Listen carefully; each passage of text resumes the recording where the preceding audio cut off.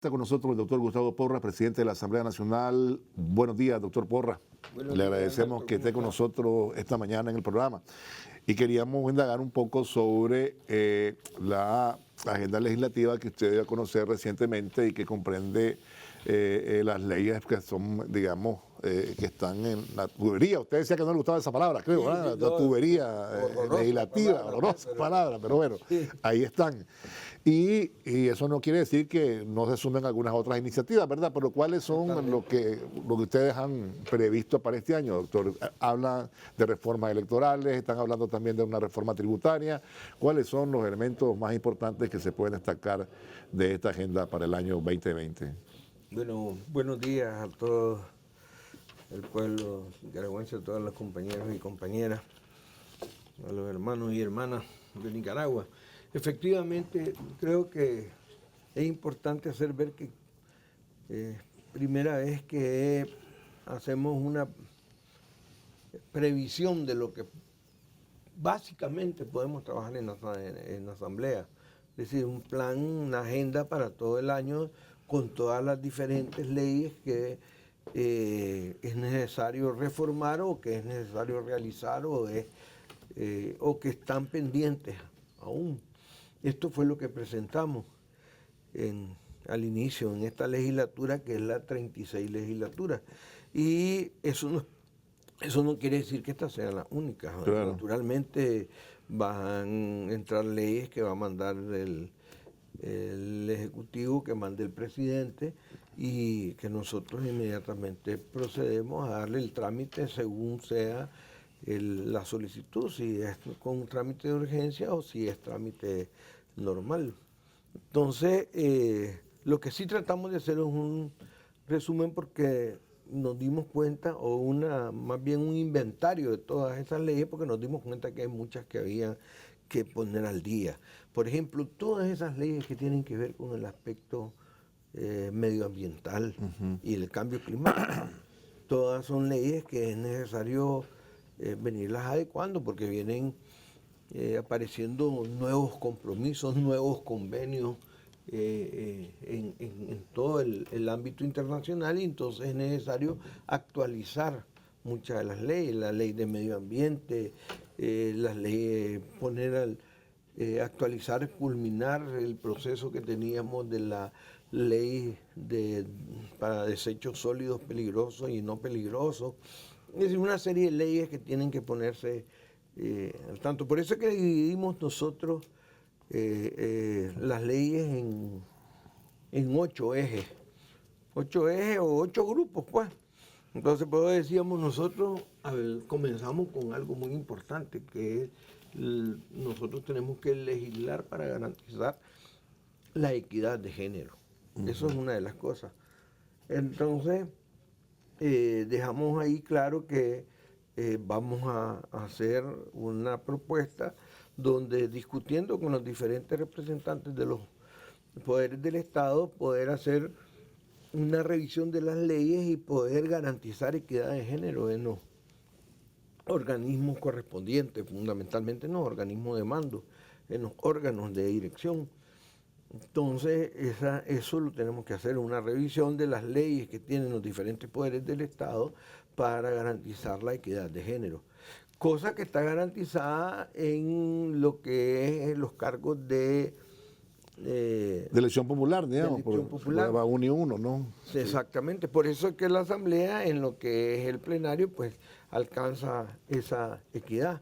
Sin embargo, también vamos a revisar la ley orgánica de la Asamblea para que esto sea un hecho, tenga una seguridad en lo que es la Junta Directiva. Que ahora es mayoría de las mujeres. Es mayoría de las mujeres, sin embargo, en la discusión ha salido de que debiera de haber, y es una cosa que están de acuerdo, e incluso el comandante Daniel está muy contento con ese planteamiento de que aparezca, si hay un presidente de la Asamblea Nacional, pues exista una presidenta adjunta, o al revés, si la presidenta, si es presidenta la de la Asamblea Nacional, existe un presidente adjunto. Eso da una imagen realmente de que vamos en serio en todos estos aspectos de equidad de género. Entonces hay que revisar todo eso. Ese es un primer eje. Un segundo aspecto, ya lo mencionaba yo, es todo lo que tiene que ver con los aspectos de cambio climático y de medio ambiente. Incluso hay leyes que están pendientes que nosotros tenemos que actuar rápido y cuidar. Por ejemplo, todo lo que tiene que ver con el plomo en las pinturas. Es decir, todo esto no solo son de medio ambiente, sino que de preservar la salud. Tóxicas, claro. Preservación de la salud. Eso lo vamos a hacer y es una cantidad de leyes muy importante. Es decir, cómo nosotros nos adecuamos y abrimos dentro de las, digamos, márgenes que están aceptados mundialmente. Por ejemplo, el manejo de los organismos vivos modificados por biotecnología, por ejemplo, pues, es decir, el uso de transgénicos y todos esos aspectos. Entonces tenemos que discutirlo, verlo y cuáles son los caminos a recorrer. Asimismo, han habido algunas enmiendas reconocidos convenios que Nicaragua tiene suscritos, ¿verdad? Como el de Basilea o el de Montreal. Entonces son convenios que tienen que ver con el medio ambiente. Entonces esas enmiendas nosotros las hemos aprobado y eso significa que tenemos que adecuar las leyes a esas enmiendas que han habido. Entonces, hay otros aspectos que creo que son muy importantes y esenciales. Por ejemplo, tenemos un tercer eje que es legislar para continuar restituyendo los derechos del pueblo nicaragüense. Eso es. ¿Qué significa eso, doctor? ¿Qué significa? Significa que aquí nosotros vamos avanzando en la forma de organizar los aspectos de salud, vamos avanzando en el modelo de salud familiar y comunitario, vamos avanzando en la tecnología y en los derechos de la gente para ser tratado de enfermedades emergentes o enfermedades catastróficas. Eso significa que hace pocos años aquí no había un acelerador lineal y ahora tenemos un acelerador lineal y dentro de poco vamos a tener un segundo acelerador lineal. Eso significa, Alberto, acordate y que nuestros amigos y amigas que están viéndonos se recuerden, significa que el pueblo nicaragüense tenía que andar en los diferentes medios de comunicación pidiendo $300 para hacerse una tomografía porque no habían tomógrafos en el sector público y ahora nosotros tenemos al menos funcionando 5 tomógrafos y después todos los hospitales que se están construyendo van a tener sus propios tomógrafos y tenemos ya funcionando resonancia magnética. A partir de este gobierno, del gobierno del comandante Daniel, ya en el 2008-2009 apareció en el Centro de Alta Tecnología en Lenín Fonseca. Entonces, eso no estaba contemplado. Aquí lo que estaba contemplado en la Ley General de Salud era que había... Lo va a hacer Tomenofen y se acabó. No, pero lo que estaba contemplado es que había un régimen que le llamaban contributivo y otro no contributivo. Es decir, lo que estaba contemplado es cuánto pagaba. Exacto. ¿Sí? Entonces ahora hay que adecuar, porque nosotros somos orgullosos de que tenemos un sistema de salud universal y gratuito, y además con una cobertura muy amplia que se ha extendido a partir de las clínicas móviles y a partir de la sectorización. Por eso es el modelo de salud familiar y comunitario. De tal forma de que eso necesitamos nosotros darle un marco legal que esté en consecuencia, que esté en correspondencia con ese modelo. Eso no existe. Entonces, tenemos que asegurar, tenemos que darle esa seguridad jurídica, legal, a la restitución de derechos, entre otras cosas. También tenemos, por ejemplo, lo que tiene que ver con los medicamentos, con las medicinas. Entonces nosotros tenemos que darle seguridad a esos aspectos. Por ejemplo, vamos a impulsar una ley que le dé respaldo al modelo que estamos estamos desarrollando el modelo de producción, emprendimientos de economía creativa, social, familiar, cooperativa, asociativa, complementaria, comunitaria. Es decir, ese es un modelo económico, pero estos modelos económicos tienen que tener un respaldo legal, un respaldo jurídico. Entonces, son aspectos que nosotros no podemos olvidar y que tenemos que acordarte. Por ejemplo, aquí hubo una ley que nosotros pusimos en vigencia, que es la Ley de Fomento a la Producción de Granos Básicos y Ajonjolí, donde decía que los créditos para los pequeños productores y las pequeñas productoras de granos básicos y ajonjolí, el Estado iba a aportar un subsidio a la tasa de interés. Eso no se dio. Eso no se dio simple y sencillamente porque el financiador, que es el sistema financiero, los bancos, pues no quisieron hacerlo, no iban a perder ni un centavo, iban a ganar, se les iba a pagar su tasa de interés. Pero bueno, pues no están hechos los bancos para los pequeños. Están diseñados solo para los créditos de consumo o para los grandes, claro, pero para los productores pequeños no. Entonces nosotros tenemos que ver qué hacer con esto. Podemos adecuar, actualizar y ver mecanismos, porque para nosotros es de primer orden el activar, motivar, estimular la producción del campo, la pequeña y sobre todo la de alimentos. Es que realmente en este país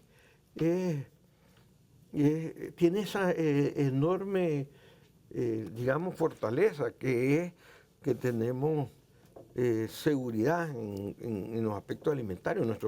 Nuestros alimentos son producidos por los pequeños productores y tenemos que buscar cómo estimular este aspecto. Vamos a revisar la ley de vivienda, de vivienda social. ¿Por qué? Porque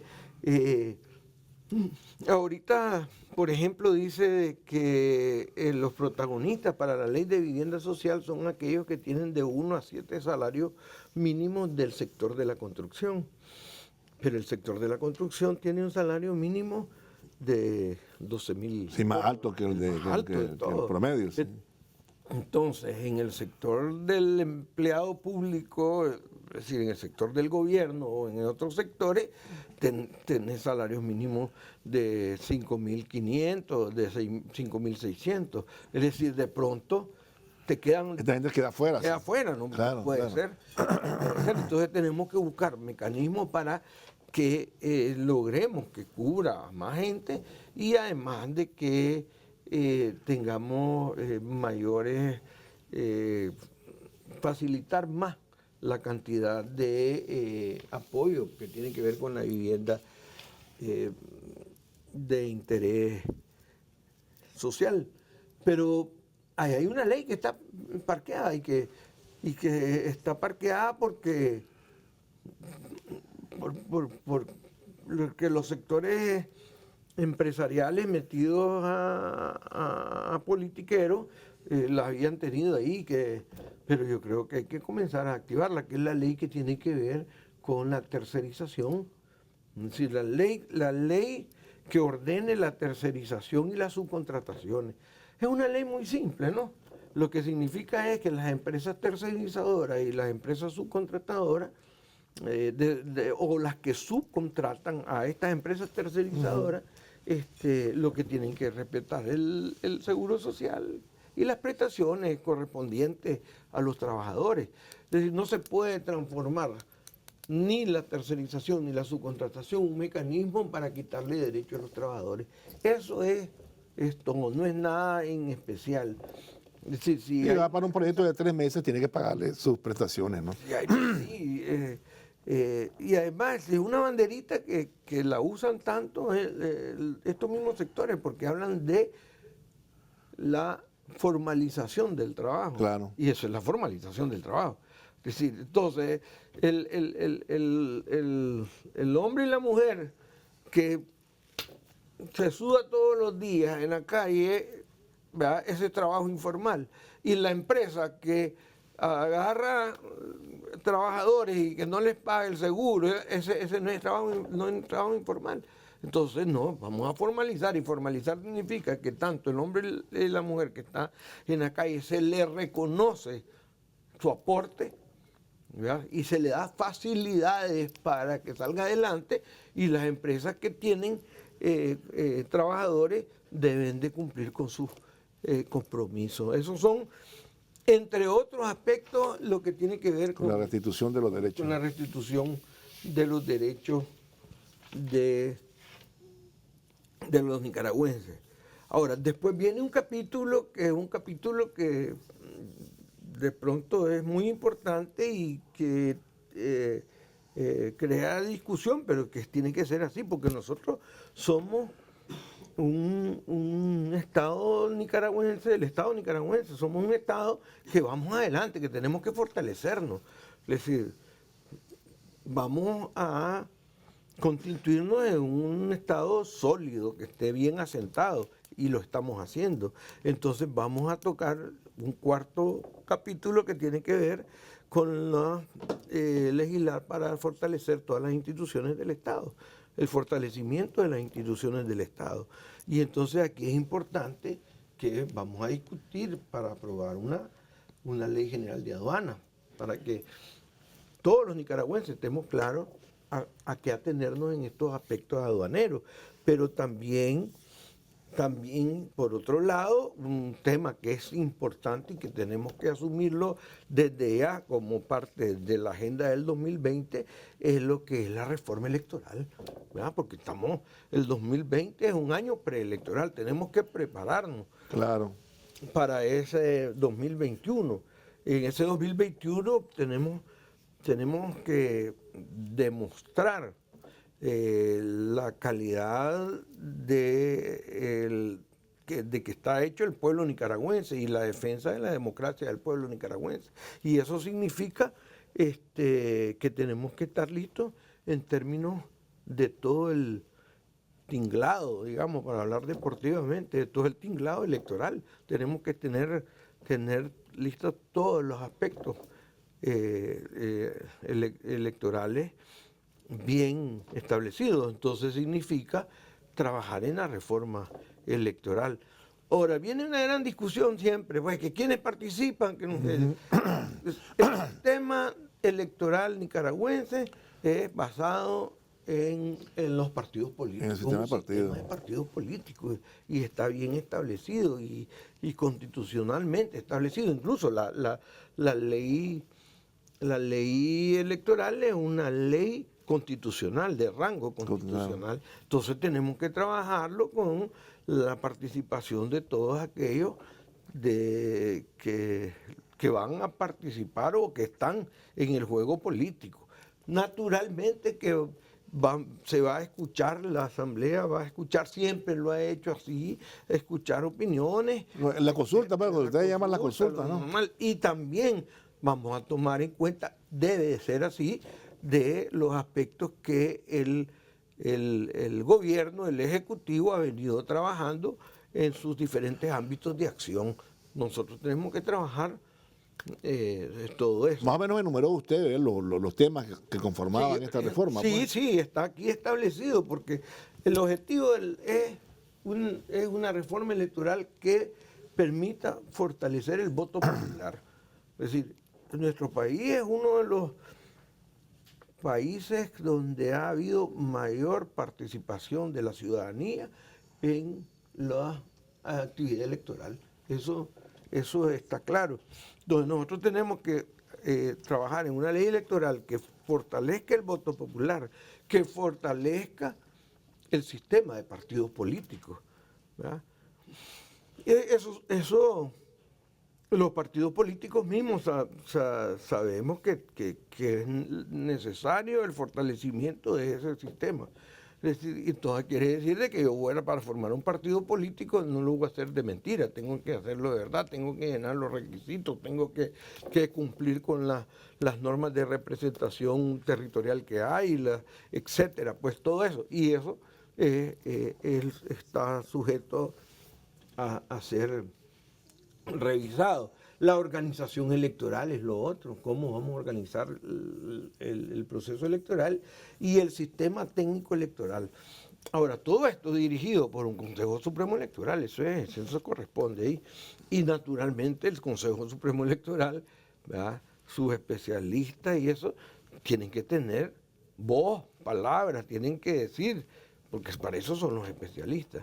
Entonces, esto es una cosa que, digamos, corresponde a la Asamblea y que la estamos viendo con todos los diferentes interesados y la vamos a ver con todos los diferentes interesados. Pero es importante estar claro de que está en agenda. Hay organizaciones que son empresariales, pero también quieren jugar a política. Estos no juegan en esto, ¿no? Yo creo que no debe ser así. O se dedican a la política o se dedican al sector empresarial. Pero entonces los empresarios también tienen sus espacios en este proceso de institucionalización o de fortalecimiento a las instituciones del Estado, como es, vamos a revisar la ley de concertación tributaria, y los empresarios tienen sus espacios. Precisamente en la reforma tributaria, el año pasado, es decir, ahí participaron una cantidad, te digo, importantísima de empresas. Ahí participaron empresas de todas las diferentes ramas y sectores del país, empresas grandes. No solo estamos hablando, que fue muy importante también, la participación de las MIPYMES, de las microempresas y de las asociaciones de pequeños empresarios, pero también participaron empresas grandes y ramas de la economía empresarial, pues de ramas empresariales que tiene que ver con los aspectos económicos, participaron. Ahora, si hay algunos representantes de ellos que se dedicaron a jugar a la política, pues ahora ya hay que vaya a transformarse en partido político, no sé, pero lo que son las empresas... Se podrán acercar a un partido constituido, pues, y a través de ahí tratar de hacer su diferenciar, pues. A ver, el empresario, ¿qué es lo que busca el empresario? Que su empresa se fortalezca, que su empresa prospere, que tenga dividendos, aumente su capital, trabaje, que su producto tenga cada vez más espacios en el mercado. Eso es lo que busca el empresario. Es decir, yo no me imagino un empresario diciendo, es decir, a mí no me importa que se pierda toda esta empresa. Es decir, es un juego político, quiere decir que no es empresario, es decir, que se meta a la política, pero los empresarios, ¿verdad?, los recibimos con todo gusto para que opinen, ¿verdad?, en lo que le corresponde a cada quien. Eso es así. Tenemos, por ejemplo, en todo esto que aprobar leyes que fortalezcan al Estado, como la Ley General de Bienes del Sector Público. Nosotros tenemos que tener una Ley General de Bienes del Sector Público y asimismo una ley del sistema, de lo que le llaman, nosotros somos duchos para las siglas, entonces le llaman el SNIP, el Sistema Nacional de Inversión Pública. Entonces tenemos que tener una ley para eso y una ley para la administración financiera y el régimen presupuestario. La reforma de esa ley, nosotros ya la tenemos, está claro, entonces hay que reformar para irlo ajustando a los tiempos, ir viendo. Y la ley de revisar la ley de contrataciones del sector público. No puede transformarse una ley de contrataciones del sector público en un nudo para el desarrollo. Para la ejecución del presupuesto. Sí. Entonces, todo eso es un paquete importante. Ahora, en ese paquete, creo que es natural que sea, digamos, lo más llamativo y que comience lo que tiene que ver con la reforma electoral. Estamos en un año preelectoral y también lo que tiene que ver con la concertación, la ley de concertación tributaria. Y eso va a corresponder en su momento a hacer todo el plan que corresponde. Doctor, en el caso de la reforma a la ley electoral, ahí entran los partidos con representación en la Asamblea, los partidos que están reconocidos por el Consejo, ¿no?, que es la institución rectora de los partidos. Sí, es que vos podés tener... Y hay alianzas, pues, también, ¿no? Hay alianzas de partidos políticos, están los partidos políticos tenés partidos con representación parlamentaria y pueden tener partidos que no han perdido, que tienen su personalidad jurídica, correcto. Y entonces tienen todo el derecho a participar, ¿verdad? Está claro. Ahora, en el marco de la consulta y viendo el sistema. Pero no están contemplando buscar la opinión de los movimientos algunos movimientos que no es su naturaleza la política, es decir, organismos no gubernamentales que se dedican a otras cosas, promueven, es decir, estos no forman parte del sistema, ¿no? No corresponde, ¿no? No corresponde, no es. A ver, en estos aspectos todos los nicaragüenses podemos opinar. Claro. Y todos los nicaragüenses tenemos que buscar los mecanismos que nos corresponden para opinar. Entonces, si estamos hablando de política y yo quiero participar en política y opinar en política, ¿verdad? O expreso opiniones a través de medios de comunicación para que se conozca, o mi opinión personal, la puedo decir, y puede ser que alguien la retome porque es importante, o me busco un instrumento adecuado, un medio adecuado para través del cual, que en el caso de la política son los partidos políticos. Claro. Es decir, a mí no se me ocurre de pronto decir, es como que con los mismos programas de cualquier programa, pues, si hay un programa de alimento en las escuelas, que hay un organismo no gubernamental que dice que llega a dejar, yo voy a ir a hablar de política y no tiene sentido, o a través de, no tiene sentido, tiene que ser a través de los partidos políticos. Es decir, si las cosas tienen que ser como está, como es la vida, entonces nosotros vamos a trabajar en lo que corresponde. El Estado tiene que opinar, entre el Estado tienen que opinar, naturalmente, es más, el gobierno tiene que ver esto y el Consejo Supremo Electoral, que es un órgano del Estado especializado en esto, lo tiene que ver. Todo esto está implicado, tendrá que verlo también en algunos aspectos que tiene que ver con los aspectos judiciales, porque hay... Claro. Pero como organismos especializados en esto, a través de los cuales se lleva el juego político, son los partidos políticos que tengan su personalidad jurídica. Ok, vamos a ir a una pausa y cuando regresemos quisiera consultarle, doctor, hay una serie de campañas negativas alrededor de la reforma tributaria. Y vi por ahí que alguien estaba inventando que quieren subirle al IVA, es una total locura, me parece a mí.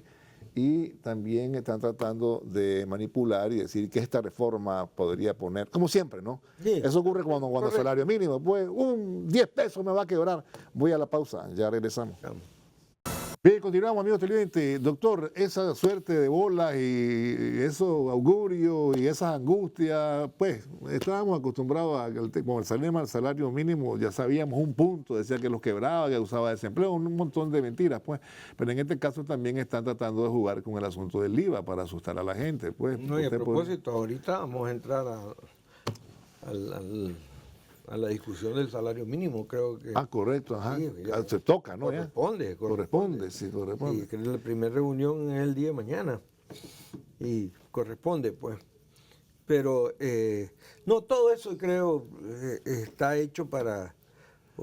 estos señores que están haciendo esto, lo están haciendo para hacer un elemento de distracción, manipular, pretenden generar... temor, desconfianza, pero el pueblo nicaragüense lo conoce, el pueblo nicaragüense está claro, el pueblo nicaragüense está absolutamente claro del papel que han estado jugando muchos de estos señores, lo que han dicho, ellos incluso son agoreros de la destrucción, entonces aquí simple y sencillamente es muy fácil. Nosotros tenemos la obligación de evaluar la reforma, la ley de concertación tributaria que se realizó, identificar y trabajar en función de hacer los ajustes necesarios. Ahora, está clarísimo que en la reforma a la concertación, a la ley de concertación tributaria, no se tocaron una enorme cantidad de exenciones y exoneraciones. No se tocaron. Esa es una cantidad enorme de recursos.